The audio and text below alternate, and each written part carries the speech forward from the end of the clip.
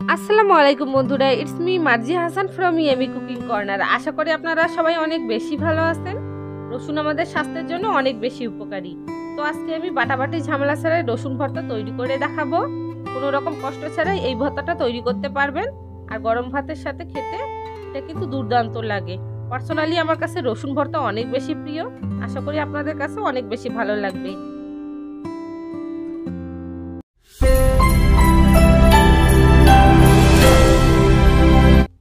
রসুন ভর্তা তৈরি করার জন্য আমি এখানে 6 থেকে 7টার মতো ছোট কোয়া রসুন নিয়ে এসেছি।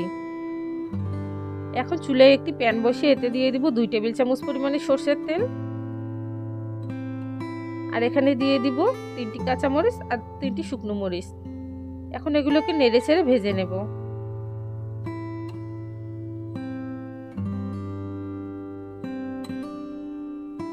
মরিচগুলো ভেজে নেওয়া হয়ে গেছে, এখন আমি এগুলোকে তুলে নেব। এখন একই তেলের মধ্যে দিয়ে দিব রসুন। এরপর এগুলোকে নেড়ে চেড়ে লাল লাল করে ভেজে নেব। এই স্টেপে কিন্তু চুলার আঁচটাকে মিডিয়াম টু লো হিটে রাখতে হবে। মিডিয়াম টু লো হিটে রেখে রসুনটাকে ভেজে নিতে হবে, যাতে করে ভাজার সময় রসুনটা সেদ্ধ হয়ে যায়।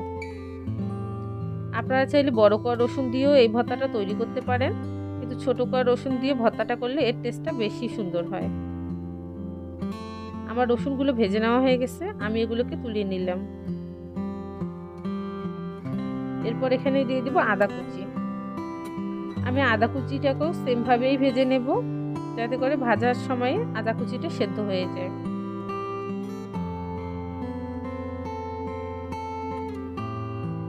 আমার আদা কুচিটা ভেজে নেওয়া হয়ে গেছে, এখন আমি এগুলোকে তুলে নেব।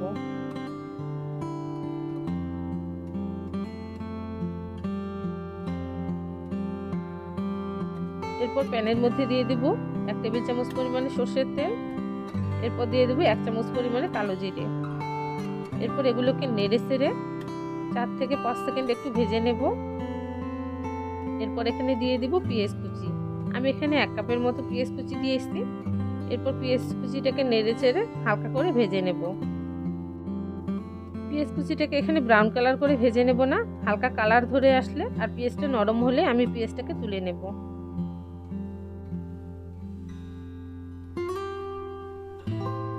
আমার সবগুলো উপকরণে প্রায় রেডি হয়ে গেছে। এখন ভর্তা তৈরি করতে চলে আসলাম। 1/2 চামচ পরিমাণে লবণ দিয়ে আমি হাতের সাহায্যে শুকনো মরিচগুলোকে মিহি করে ভেঙে নেব।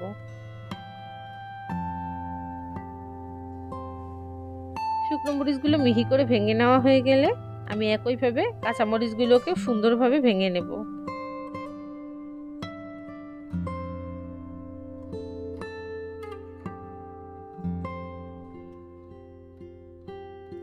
আমার মরিচগুলো সুন্দরভাবে ভেঙে নেওয়া হয়ে গেছে, এখন আমি নিয়ে নেব রসুন।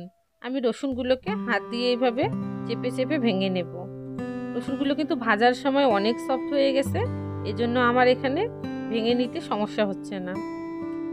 আপনারা চাইলে বড় কোয়া রসুন দিয়ে এই ভর্তাটা করে নিতে পারেন, কিন্তু আমার কাছে পার্সোনালি মনে হয় যে ছোট কোয়া রসুন দিয়ে ভর্তাটা করলে এর টেস্টটা বেশি সুন্দর হয়।